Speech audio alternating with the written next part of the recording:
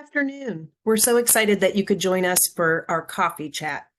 Today's focus is on the stress response in the brain and what to do when it has hijacked your brain. I'm Lisa Riegel. I'm one of the founders of JAKAPA, and I'm excited to bring you some of this information today.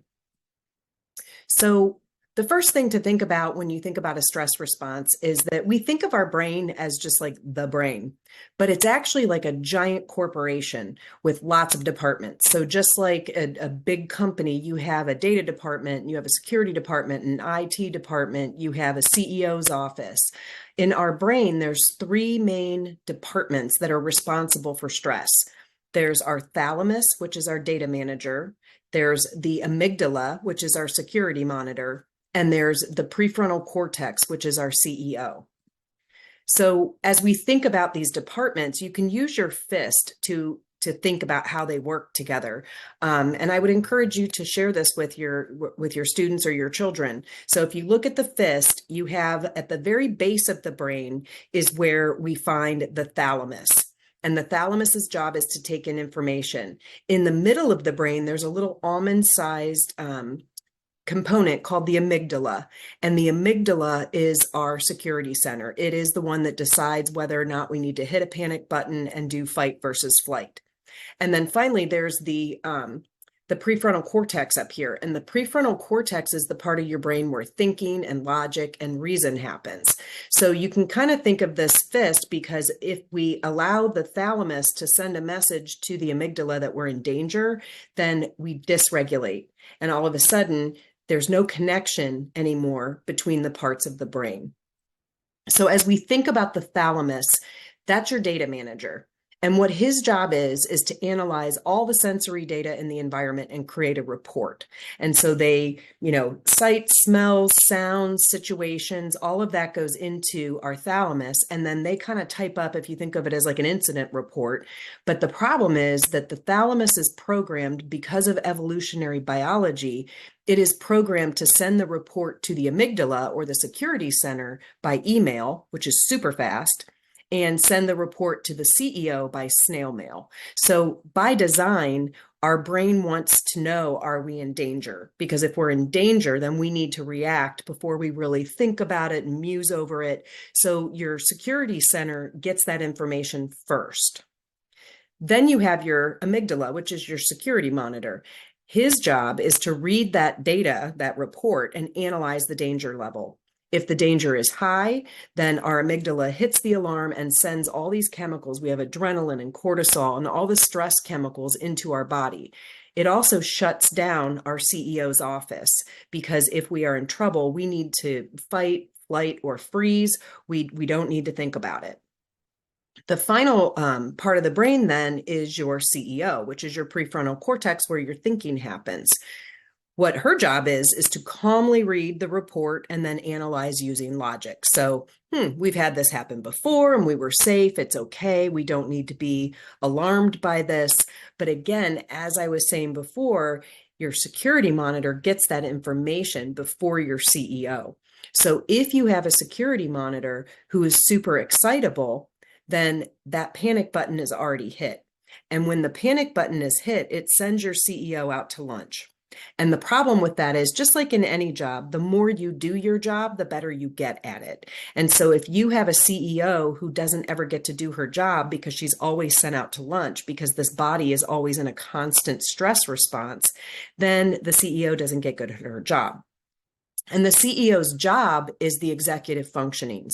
So executive function includes being able to plan and organize. So your time management, your task management, responsibility management. It's also your ability to be adaptable and shift between situations and thoughts. This part of the brain sets priorities so that you can decide what to work on first, what can wait, and even priorities on what you're thinking about. And then also that monitoring component, whether or not you're keeping on track, how you're doing. It's that sort of metacognitive function where we learn how to learn. We learn what makes sense for us. And then it's also about controlling our emotions and our impulsivity and using working memory. So we develop soft skills in the brain. We can't do that if our brain is hijacked by a stress response. So you might have the data manager saying, this place is dangerous. And then your security monitor going, ooh, I better hit the panic button. And now you get into this hijacked response. The problem is that every time the panic button is hit, the panic button becomes more like a hair trigger. And so less and less and less will lead to a stress response. So oftentimes the problem may be your data manager. So if you have a data manager that has a negative confirmation bias, and basically what that means is your data manager thinks that the world is dangerous or scary or people are out to get you. Maybe there's social anxiety and they think people aren't going to like them. So then what happens is our brains are programmed to confirm biases, and it's actually for our protection. If in way back when in evolution, if you ended up where you saw a certain type of animal and you learned that that animal was dangerous, then every time you would see that animal, you would be concerned about your safety and you might have your security monitor hit the button. The problem is that when you have a confirmation bias that's negative and it's, the world is not all dangerous and scary, there's lots of positive things, then you end up where your security monitor gets hypersensitive. And there's a picture here of tuning forks because it's very interesting. Scientists have started actually studying, we're all, energy. And so we can actually record how we vibrate, how the energy in our body vibrates. And positive energy, when you feel joy, vibrates at 520 hertz. And if you think about a tuning fork, the way a tuning fork works is if you hit the tuning fork, then another tuning fork that is programmed to the same level of hertz will vibrate. So like vibrates like. So if you have a positive confirmation bias, your body actually at the cellular level is vibrating at a higher hertz. And what will happen is you will notice the things in your environment that are vibrating at that same level. So again, the energy kind of explains how that thalamus works, and the idea that if we believe that the world is safe and supportive, then we're going to notice things every day that are safe and supportive. You could have two people who have the exact same experience in a day. And at the end of the day, you say, how was your day? And if they have a positive confirmation bias, they'll say it was a pretty good day because they'll remember the things that were good that confirmed that bias. Where if they have a negative bias, they'll say, oh, it was the worst day. And then they'll cite all the negative things that happened. And the person with the positive confirmation bias might be like, oh, yeah, I guess that did happen. But it's not the part that they remember. The other piece that's really important about stress is that it not only lives in our brain, but it actually lives in our body. And so there's a couple different systems involved. One is our nervous system. So we have a sympathetic nervous system. That's like the gas pedal, and it energizes our body, and it actually activates when we breathe in. So if you ever need a little pick-me-up of energy, you can go and breathe in real quick and then exhale slowly. Breathe in real quick and exhale, and it'll energize your body. The parasympathetic nervous system is the brake pedal in our body. It relaxes our body, and it's activated when we breathe out. So when someone is stressed, having them breathe deeply and take more time on the breath out is really important. If you're tired and you want energy, spend more time on the breath in and then let it out really quick. The other part of our body that's involved in the stress response is the polyvagal nerve. This is kind of the highway that connects a stimulus in our body systems to our brain. So, for example, this is they call it our social relationships nerve. And so as you think about, sometimes it's even things that we don't notice in our body, like our heart rate and our heartbeat and how we feel when we're in certain situations. There was a very interesting study done about nonverbal it's a face study. So people would have different expressions, and then they would ask kids, what is this face telling you? And what was interesting was that students who have a hyperactive stress response, or students who are getting ready to go through puberty, lost the ability to read facial expressions. And especially for teenagers, you think about, we're all worried about them all the time. I'm a parent with a 19 and a 22-year-old, and I can only imagine that for probably 5 or 6 years, my face was always concerned because you're worried about them. You want to make sure they're okay, they're safe, they're doing what they're supposed to do. The problem is that they only interpret happiness or, obvious surprise or obvious sadness, basically any other face. So concerned or contemplative, all those different kinds of faces, they interpret as anger. So when they interpret it as angry, then that sends a message from their thalamus to their amygdala that says, hey, somebody's angry at me. I better shore myself up and be ready to fight. And so it activates that panic button.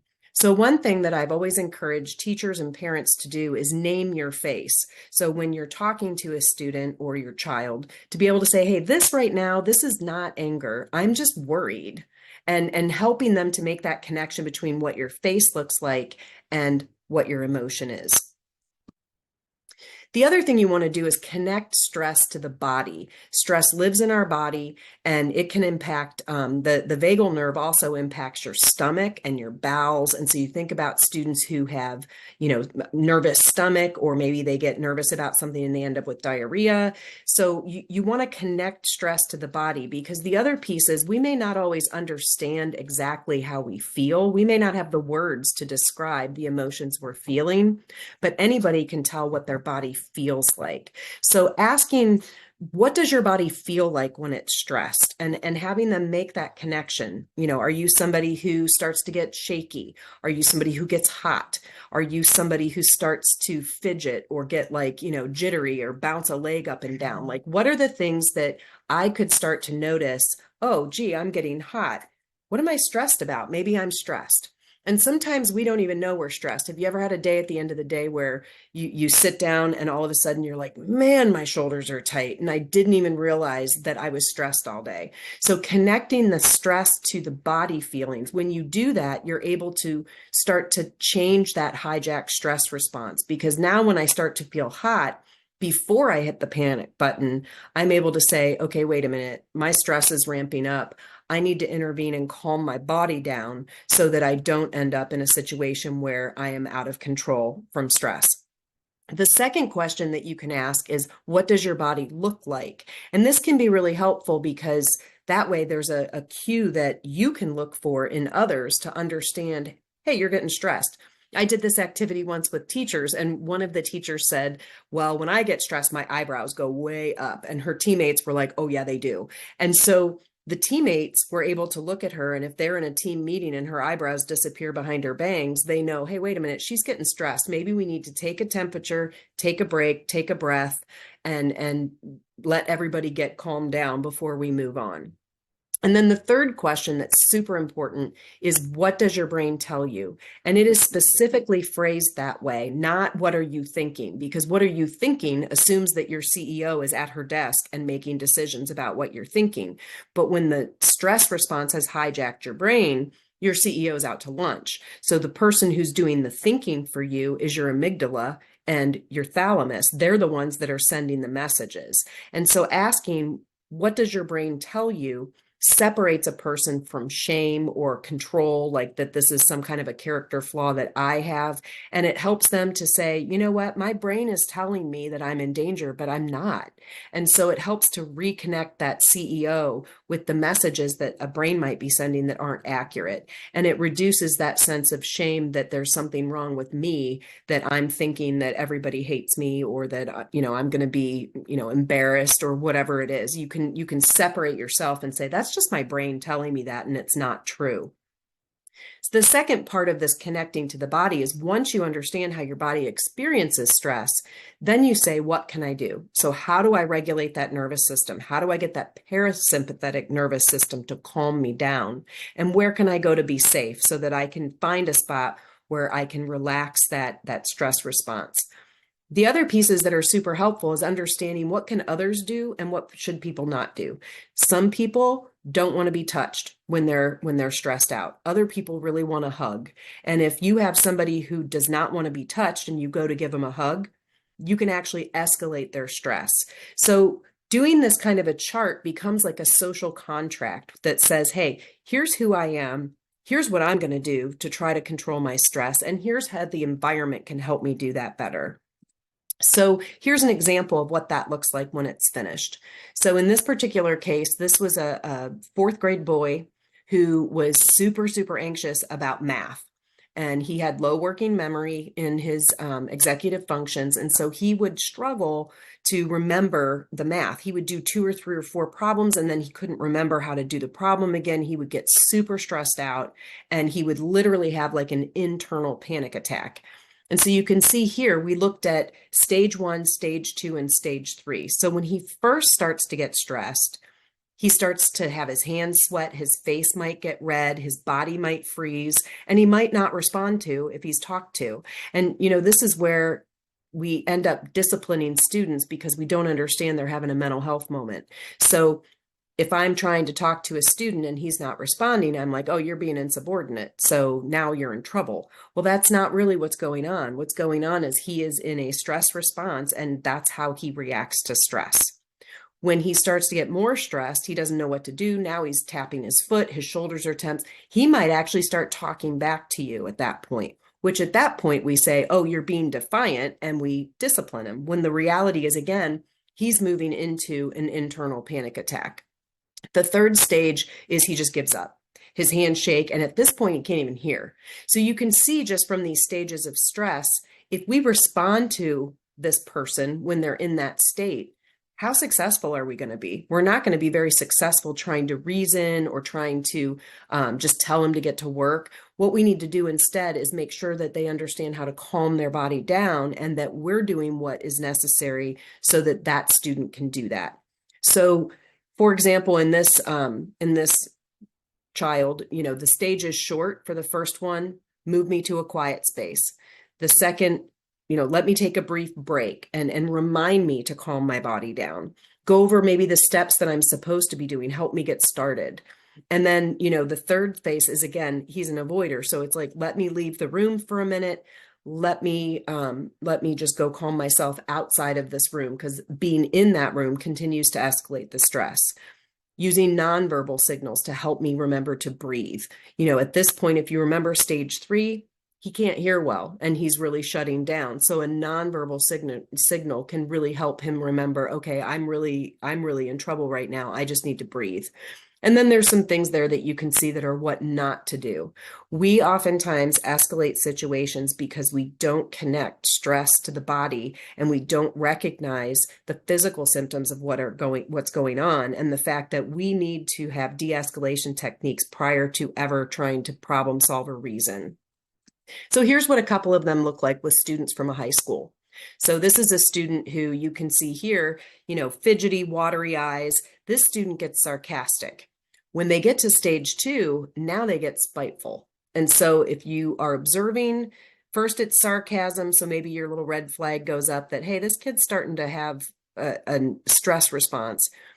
If they start getting spiteful, you know that it's escalated. And if they get to a complete shutdown or don't talk to me, they're trembling, they're crying, then you know that there's no point in reasoning with them. Instead, we have to help them calm themselves down. And you can see here, this person's response is, leave me alone. What should you not do? Don't ask me questions. Don't talk to me. Don't touch me. Don't breathe in my general direction. So this student needs to be able to escape. And you can see that the calming techniques are escape techniques. Let me read. Let me go for a walk. Let me listen to some music. On the opposite end of the spectrum is this child. When they are feeling anxious, they get nervous, they start to think, maybe they get confused at stage 2, and then at stage 3, they're shutting down. And you can see here they have some techniques to do, but what they want the teacher to do is to help me, guide me, listen to me. What they shouldn't do is pressure me or keep bugging me about it or just awkwardly stare at me. So this is a completely different set of needs for this student than for the previous one. Then you have some students who are like, leave me alone. But then as things escalate, if they're not able to take care of their own stress and calm their body down, then they need some help. So a couple of things you can think about when you're working with students or your child around trying to calm the body is that, when you remember the panic button was hit, cortisol, adrenaline, all these chemicals flood the body. And at that point, the animal side of us takes over. We're going to fight, we're going to run away, or we're going to freeze, whatever we decide is our, best mechanism for being safe. Water can actually metabolize cortisol. So one thing that can be really helpful is to give the kid a glass of water and just give them a minute. Let them drink some water, breathe, try some of the calming techniques that they have, and that water will speed up the amount of time that it takes for a body to calm down. And I'll give you an example. I was working with a school for very at-risk kids, and they had a runner who's not like on the track team, but like took off and ran out of the building. So the principal and I, this child was like way down the street. So we got in the car and drove down the street. Normally, what would you do? You'd put the window down and you'd be like, what are you doing? Where are you going? Well, that would just escalate him. So instead, what she did was she rolled the window down and she said, man, you never told me you were such a great runner. And the kid kind of looked at her like, yeah. And she said, you've run a really long way. You're far away from the school. So you realize you're going to have to turn around and run all the way back. And the kid kind of looked behind him and realized how far he'd gone. And she said, do you want a ride back? I'll just give you a ride back. So we got in the car. She handed him a bottle of water. We said nothing on the ride back. Then she got to her office. She put him in her office and said, hey, I just have something I need to do real quick. Gave him a couple more minutes, let him finish the water. And then when she walked back in, she was able to say, so tell me what happened. What made you want to run? And now the kid unloaded everything that he needed to say. So you can see that understanding stress and how we deal with it to prevent escalation can make all the difference in the world in helping a student process that stress and process the behaviors that they did because of it. The other thing that's kind of interesting is that our eye position actually activates different areas of our brain. So when we are looking up, we are activating our CEO in the prefrontal cortex, which is why when you ask somebody a question, sometimes they go, and they look up. It's just an automatic thing that says, hey, wake up, CEO. In the middle, if we're looking around outside our eyes, ears, nose, who's in charge? Thalamus. He's getting all of the information. Our data manager is on overdrive saying, hey, what's going on in our environment? What are we hearing? What are we seeing? And he's busy writing that report. When we look down, our limbic system is activated. And so your amygdala and that security response. And so that, you think about when you get in trouble, what do? Or if you're ashamed, you oftentimes, without even thinking about it, you look down. So another piece that's really important to helping calm that stressed brain is to look up, because that will take away that limbic system constant reinforcement, and it'll move the CEO to say, hey, time to come back from lunch and start having a conversation with this body of yours. And so another thing that I've seen work really well is to create a calming corner with a beanbag or something where you're kind of lying backward, reclined a little bit. You can put some fun, relaxing pictures on the ceiling, so it gives you something to look at. So, you drinking a glass of water, leaning back, looking up, and all of a sudden that body temperature goes down, that body stress response goes down, and it allows us to reason our way out of stress. So in understanding how we can help students, that name it, own it, control it, that name it, own it, control it plan is a reactive solution. It's planning for stress. It's saying, here's how I experience it, here's how I'm going to calm my body, and here's what I need from my environment to calm my body. But the way that our brain learns, if we want to be proactive to avoid stress, is to understand we learn through repetition, experience, and emotion. So, you think about learning math. We regularly, daily practice math facts. It's that repetition, it's that experience of every day, and maybe it's the emotion of getting a good score. If the emotion is high enough, then we don't need as much repetition. So, I have 2 kids. I don't need 12 kids to remember the birth experience and completely understand the first few weeks of trying to take care of a baby. It was highly emotional. So our brain learns through this repetition, experience, and emotion. We're kind of like a highway. So when we're born, our brain's just a giant field of grass. And then through repetition, we start to build roads on our highway with off-ramps. So for example, when I'm first born, I cry when I'm wet or when I'm hungry. And that's my when I'm wet or hungry, then I cry. But then that then from crying is replaced with when I cry, my mom comes to me and either feeds me or takes care of my needs or changes my diaper, or my dad comes and picks me up. So you start to develop these pathways in your brain, when then plans. Sometimes we develop really bad off ramps. So, as adults, we might say, man, I've had a hard day. I need a drink, right? We don't really need a drink. It's probably the worst thing for you because it's a depressant. However, we get on this like automatic, man, I've had a bad day, get off at that exit, and I'm going to do something that's unhealthy. As we want to be healthier, we need to think about what are the off ramps that lead us to opportunities, to better choices, to happier life. But it takes time and repetition and emotion and celebration and experience to get there. So you can use something called a when then plan to help students start to build those highways in their brain.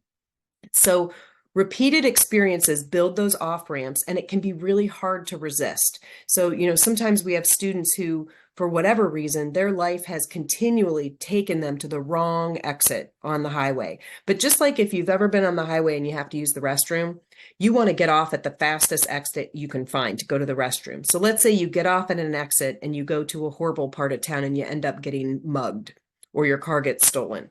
Well, then the next time you get off at that exit and you end up with the same outcome. The next time you get off at that exit. So some people's lives have been driven to the wrong exit. However, what's important to remember is what we are asking the brain to do when we're building a new exit is we're asking that brain to stay in pain longer. So if you have to go to the bathroom, maybe the next exit's not for 5 miles. You have to stay uncomfortable, but until you get to the exit that takes you to the better part of town where you're not going to have your car stolen or get beat up. So as we think of those highways in our brain, we need to think about how do we do it enough, that repetition and that experience and that emotion, so that that exit becomes our automatic off ramp and the exit to the bad part of town gets overgrown and it's more work than it's worth to go off that exit. So what a when then plan looks like is you think about what are the things that trigger your stress. So in this particular example, this was a student who got super stressed when they got stuck and forgot what they just learned. Or if they were being told to use a certain method and they didn't understand that method, or they liked the methods that they used. And we see this a lot in math because math is taught, students are taught to solve math problems in multiple ways using multiple different processes. Well, sometimes a kid might like one process over another and really resist using a different process, and it stresses them out because now they don't feel capable, they don't feel knowledgeable. Maybe they don't understand the lesson, or they need to get their math completed, or they just don't get it. So these were the stressors that would lead this child to shut down. So if you remember, your CEO is out to lunch when you have a stress reaction. So if the when statements are the things that cause a stress reaction, then if you get into the moment where you start to feel that stress and you start to send your CEO out to lunch, you need an intervention. You need something right then. So in this particular case, that's the then part of the when then plan. So if I get stuck and forget what I just learned, I'm going to write the steps to the problem, and I'm going to have the teacher check that I have them down and help me think of ways to remember them. So it seems simple. If I don't understand the lesson, I'll raise my hand and ask. But remember, when you get into that stress and the stages of stress escalate, and for some people, they escalate super fast. They go from 0 to 3. Other people can live in mild stress for a long time.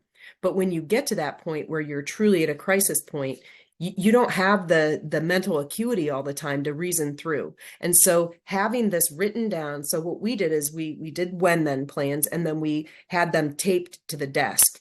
So that way the student has their name it, own it, control it plan that says, okay, this is how I experience stress in my body. So now they're starting to get more self-aware of how they experience stress.